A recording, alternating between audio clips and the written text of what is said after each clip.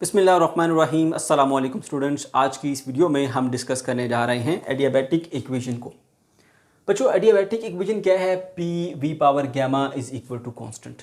ये बहुत ही important long question है, ठीक है, जो पेपर में आ सकता है। आज हम सीखेंगे इस इक्वेशन की डेरिवेशन। ओके, तो बच्चों ये वही इक्वेशन है जो आपने इस्तेमाल की थी speed of sound in air calculate करते हुए लैपलेस करेक्शन के अंदर। थोड़ा सा इसके बैकग्राउंड के बारे में जानते हैं। बच्चों, आपने एक प्रोसेस पढ़ा था आइसोथर्मल प्रोसेस, ठीक है। उसमें क्या होता था, एक सिलेंडर था आपके पास, ठीक है, और उसके नीचे आपने हीट रिजर्वायर रखी हुई थी, यहाँ एक पिस्टन था। अब आप क्या करते थे, इसका जो प्रेशर है ना, प्रेशर आप उसको बढ़ाते थे तो इसका जो वॉल्यूम है वो कम हो जाता था। प्रेशर को आप और बढ़ाते थे और वॉल्यूम जो है वो मज़ीद कम हो जाता था।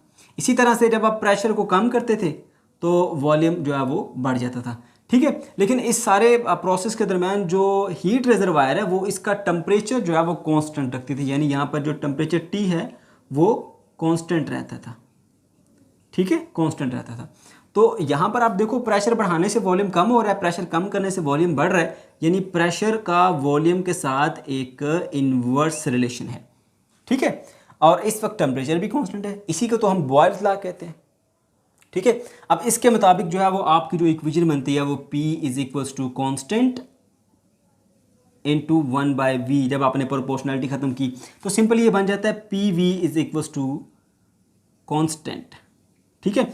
अब ये आपके पास एक बॉयल्स लॉ की स्टेटमेंट आ गई। ये आप उस वक्त इस्तेमाल कर सकते हैं जब प्रेशर बढ़ाने से वॉल्यूम कम हो या प्रेशर कम करने से वॉल्यूम बढ़ जाए, यानी इनका इन्वर्स रिलेशन हो और वहाँ पर टेम्परेचर कॉन्स्टेंट हो।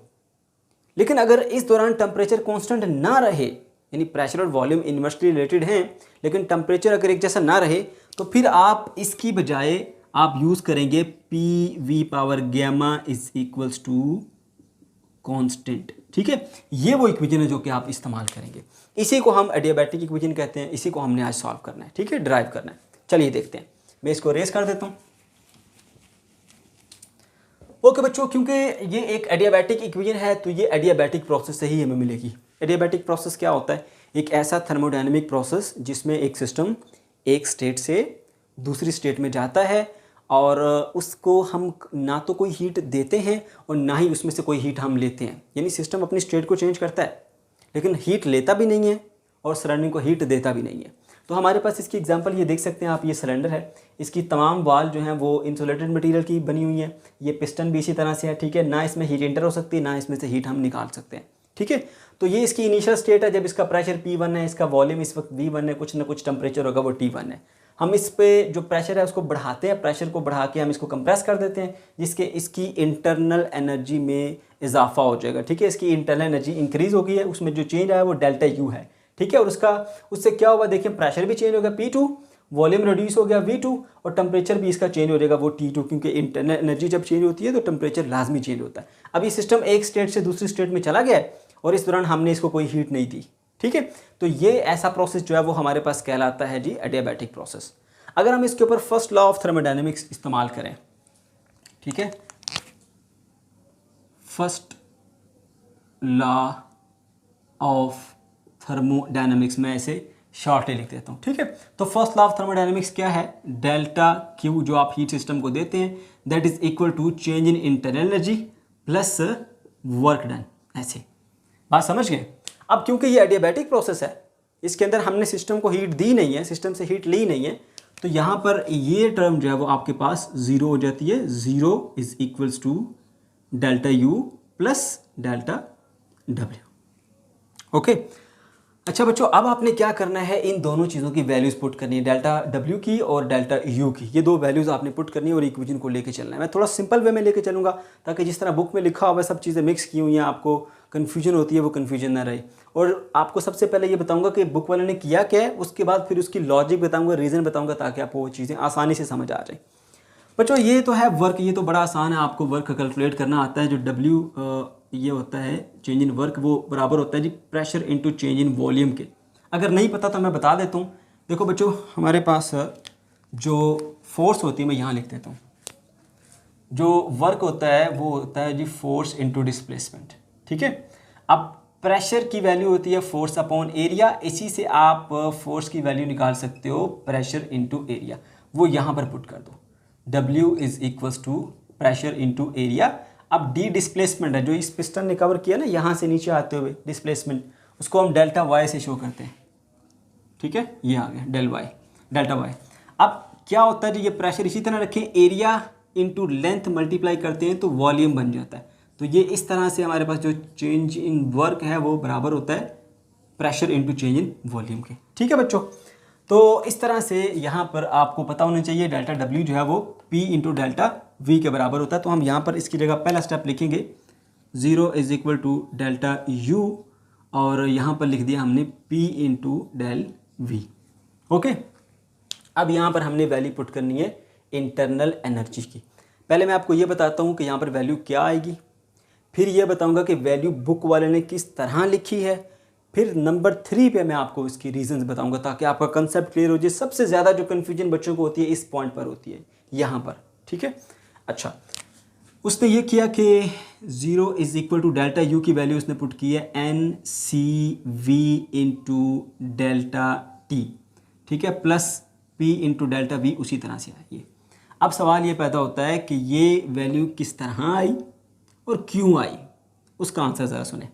बुक वाले ने कहा कि भाई हमने ये जो सिस्टम लिया हुआ है, ये गैस हमारा सिस्टम है, इसको हमने एक ऐसे सिलेंडर में रखा हुआ है जिसका ये सारे पिस्टन जो है वो और ये सारी वाल इंसुलेटेड मटेरियल की बनी है। अगर यही गैस हम एक ऐसे सिलेंडर में रखें जिसका वॉल्यूम फिक्स है, जिसको हम आइसोकोरिक प्रोसेस कहते हैं ना, ठीक है, और उसको हम हीट दें, ठीक है, और उसकी इंटरनल एनर्जी में उतना ही इंक्रीज लाएं जितना कि इसकी इंटरनल एनर्जी में इंक्रीज आया, तो इस आइसोकोरिक प्रोसेस से हम इंटरनल एनर्जी की वैल्यू यहाँ पर पुट कर सकते हैं। उसने किया यही है, उसने कहा कि भाई यहाँ पर ये जो एडियाबैटिक प्रोसेस था ना, इसमें delta U increase in internal energy आया, वो कितना है उसकी वैल्यू पुट करनी थी। उसके लिए उसने बजाय इधर से कैलकुलेट करने के उसने आइसोकोरिक प्रोसेस लिया। बच्चे बड़े कंफ्यूज होते हैं यहाँ पर कि क्यों आइसोकोरिक प्रोसेस लिया, उसकी वजह मैं बताता हूँ। पहले ये देखिए उसने किया क्या, आइसोकोरिक प्रोसेस लिया, सेम गैस उसके अंदर उसने रखी, उसका मान लीजिए इनिशियल टेम्परेचर भी वही था, उसको हीट दी और T1 टेम्परेचर से T2 टेम्परेचर तक लाया, यानी जितना टेम्परेचर में चेंज यहाँ पर आया ना उतना ही टेम्परेचर में चेंज वो यहाँ पर भी लाया। तो जितनी इंटरनल एनर्जी में चेंज यहाँ पर आया था उतना ही इंटरनल एनर्जी में चेंज यहाँ पर भी आएगा। याद रखना, चेंज इन इंटरनल एनर्जी जो था वो यहाँ पर डेल्टा U था, एंड चेंज इन टेम्परेचर जो था वो क्या था, डेल्टा T था। ठीक है, अब डेल्टा U इतनी इंटरनल एनर्जी में चेंज आए तो इतना टेम्परेचर में चेंज आता है। अब वही सिस्टम इसको आइसोकोरिक में लिया उसने, यहाँ पर इसको रखा, वॉल्यूम फिक्स किया, अब इसकी इंटरनल एनर्जी में वो उतना ही चेंज लाएगा। ठीक है, कैसे, उसने उतना ही टेम्परेचर T1 से T2 तक लेकर गया, यानी टेम्परेचर में उतना ही चेंज लाया, तो ऑटोमेटिकली इंटरनल एनर्जी में भी उतना ही चेंज आएगा कि इनका आपस में डायरेक्ट रिलेशन होता है। ये बात बड़ी इंपॉर्टेंट है, गौर से सुनिएगा। यहाँ पर इस सिस्टम में इंटरनल एनर्जी में इंक्रीज आया, वो हमने कैलकुलेट करना है। इस प्रोसेस से कैलकुलेट करना थोड़ा मुश्किल होता है, आइसोकोरिक प्रोसेस से इसको कैलकुलेट करना इंटरनल एनर्जी को बहुत आसान होता है।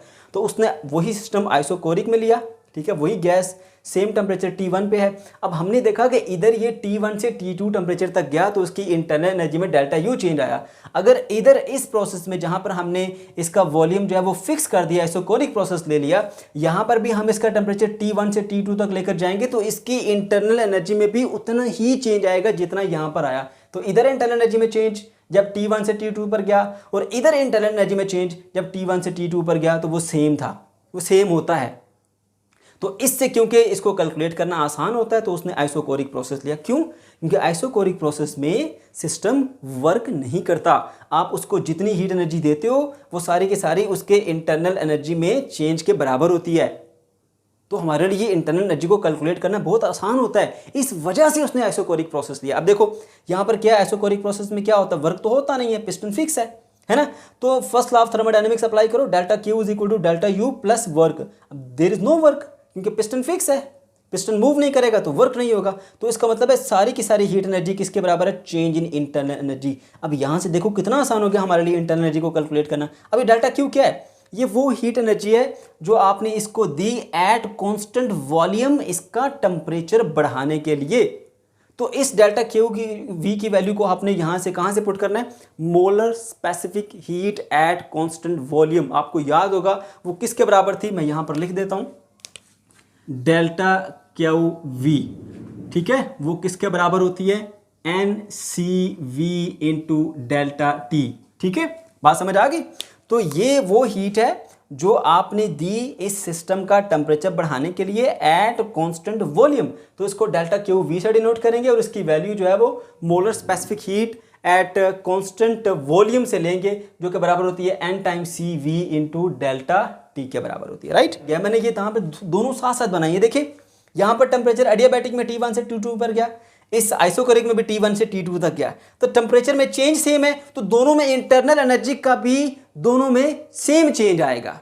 दोनों में टेम्परेचर T1 से T2 तक गया, तो दोनों में इंटरनल एनर्जी का चेंज भी एक जैसा होगा। ये वजह है, ये लॉजिक है कि हमने इसकी बजाय इससे कैलकुलेट की। लेकिन किया क्यों, क्योंकि ये आइसोकोरिक प्रोसेस में इंटरनल एनर्जी को कैलकुलेट करना आसान होता है हमारे लिए, यहां से मुश्किल होता है इंटरनल एनर्जी की वैल्यू को कैलकुलेट करना या उसके लिए रिलेशन बनाना। क्यों आसान है इसके लिए, क्योंकि आइसोकोरिक में वर्क नहीं होता, जो हीट दोगे वही उसकी इंटरनल एनर्जी में इंक्रीज ले आएगी। तो हमें पता है हमने कितनी हीट एनर्जी दी, तो आसानी से हम कैलकुलेट कर सकते हैं कि इसकी इंटरनल एनर्जी में कितना चेंज आया। That is the reason. बच्चे जो बहुत कंफ्यूज हो जाते हैं, कहते हैं सर ये एडियाबैटिक प्रोसेस है, हम आइसोकोरिक से वैल्यू लेके हम क्यों यहाँ पर पुट कर रहे हैं। आइसोकोरिक से इंटरनल एनर्जी को कैलकुलेट करना आसान होता है। दोनों की सेम सिचुएशन रही, T1 से T2, जब दोनों का टेम्परेचर सेम है तो दोनों की इंटरनल एनर्जी में भी सेम चेंज आएगा। That is the reason. अब मैंने काफ़ी इस चीज़ को एक्सप्लेन कर दिया, क्योंकि सबसे ज़्यादा कन्फ्यूजन बच्चों को इसी पॉइंट पर आती है। तो अब आपको पता चल जाना चाहिए कि क्यों हमने ये लिखा n into C V into delta T. ठीक है बच्चों, तो मैंने कुछ ज़्यादा ही इसको एक्सप्लेन कर दिया। राइट, ओके, तो ये बन गया जी हमारे पास, ये इक्वेशन आ गई। अब आप क्या करेंगे, सिंपली एक टर्म को आप इक्वल के दूसरी तरफ ले आए तो वो नेगेटिव हो जाएगी। ठीक है, और मैं रीअरेंज करके लिखूंगा N C V into delta T is equal to minus P into del V. ठीक है ना, इसको इधर ले आओ, नेगेटिव हो जाएगी। फिर मैंने दोनों की जगह बदल दी। ठीक है ना, भी बदलने कोई इशू नहीं है, मैंने वैसे अपनी तरफ से बदल दी। ठीक है, तो ये हमारे पास आ गई जी इसकी इक्वेशन। अब हमने क्या करना है जी, यहाँ पर जो है वो डेल्टा टी की वैल्यू जो है वो पुट करनी है। किससे, P V is equal to N R T का फॉर्मूला आपको याद होगा, P V is equal to N R N T होता है। ठीक है, आपने डेल्टा टी की वैल्यू पुट करनी है, यहाँ पर डेल्टा आना पड़ेगा। ठीक है, तो N R into delta T करेंगे, तो यहाँ पर भी फिर क्या आप क्या करते हैं, अक्सर गलती ये करते हैं, पी इंटू डेल्टा वी यहाँ पर पुट कर देते हैं, जो कि हम कॉमनली पुट करते हैं। बच्चों याद रखो, ये कौन सा प्रोसेस चल रहा है, ये आइसोकोरिक से आपने वैल्यू पुट किया, ये सी वी कांस्टेंट वॉल्यूम। तो यहाँ पर जो हमारे पास वॉल्यूम है, डेल्टा वी का मतलब है change in volume. Change in volume तो इसमें आता ही नहीं है, तो यहाँ पर जो डेल्टा है वो आप वी की बजाय किसके साथ लगाएंगे, पी के साथ लगाएंगे, डेल्टा पी इंटू वी लिखेंगे आप। बात समझ गए, ये गलती अक्सर बच्चे करते हैं, तो ये गलती आपने नहीं करनी। ये आइसोकोरिक से वैल्यू आई है, तो यहाँ डेल्टा टी वाली जो वैल्यू लेंगे वो आइसोकोरिक से ही आएगी। तो आइसोकोरिक में वॉल्यूम चेंज नहीं होता, वॉल्यूम फिक्स होता है, देख लो। ठीक है, तो यहाँ पर ये वैल्यू है आपके पास। ओके, तो यहाँ से डेल्टा टी की क्या वैल्यू बनेगी, delta T is equal to del P into V divided by N divided by R, ये वैल्यू आई। अब आपने ये पुट कर देनी है इस इक्वेशन नंबर 1 के अंदर। जब इक्वेशन 1 में आप ये पुट करेंगे तो आपको मिल जाएगा एन सी वी, और डेल्टा टी की जगह पे आप लिखेंगे यहाँ पे del P V divided by N और ये आर। ठीक है, and that is equals to किसके इक्वल है जी, minus P into delta V के इक्वल। राइट, अब देखो यहाँ पर ये n है, इस n से कट जाएगा, है ना, तो ये बचेगा जी हमारे पास सी वी इंटू डेल्टा पी और साथ में v है डिवाइडेड बाय r, इधर क्या बचेगा, minus p into delta we. अब आप ये करो, प्रेशर एक तरफ करो, वॉल्यूम एक तरफ करो। ठीक है, ये सी वी है, इधर आया जी डेल्टा p, और ये p इधर आके डिवाइड हो जाएगा p। ये हमारे पास v इधर मल्टीप्लाई हो रहा है, इधर v लिखा है, इधर जाके डिवाइड कर दें, तो ये हो जाएगा जी minus delta v divided by ये वाला v आके इधर हो गया डिवाइड। ओके, अब ये r नीचे डिवाइड हो रहा है, उधर जाके हो जाएगा जी मल्टीप्लाई, ये आ गया, सही हो गया। ओके, उसके बाद फिर आप क्या करेंगे, देखिए अब यहाँ पर लिखा आपने उसी तरह से इसको C V into delta P by P और इज इक्वल्स टू, ये आ जाएगा जी हमारे पास डेल माइनस का del V divided by V, यहाँ पर भी आएगा। ठीक है, अब ये जो आर है ना, आर की वैल्यू आपने पुट करनी, कहाँ से पुट करेंगे, आपने प्रीवियस वीडियो में ये लेक्चर मैंने दिया था उसमें बताया था मैंने आपको भी C P minus C V बराबर होता है आर के, तो ये वैल्यू आपने यहाँ पर पुट कर देनी है। ठीक है, तो आर की जगह पे आपने पुट कर देना है जी C P minus C V.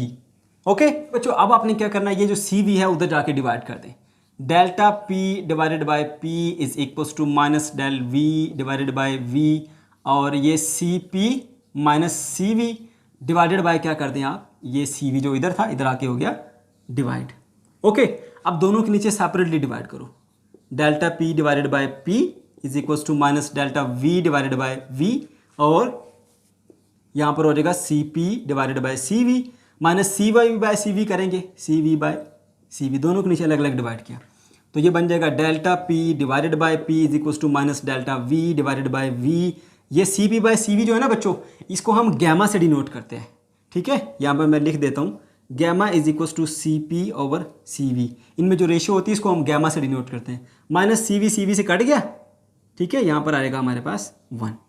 Okay, अब क्या करना है, इसको दोनों से मल्टीप्लाई करना है आपने, ये आ गया जी delta P divided by P is equals to, इसको इससे मल्टीप्लाई करेंगे तो आएगा minus delta V divided by V into gamma, फिर इसको इससे मल्टीप्लाई करेंगे तो प्लस का delta V divided by V आएगा आपके पास।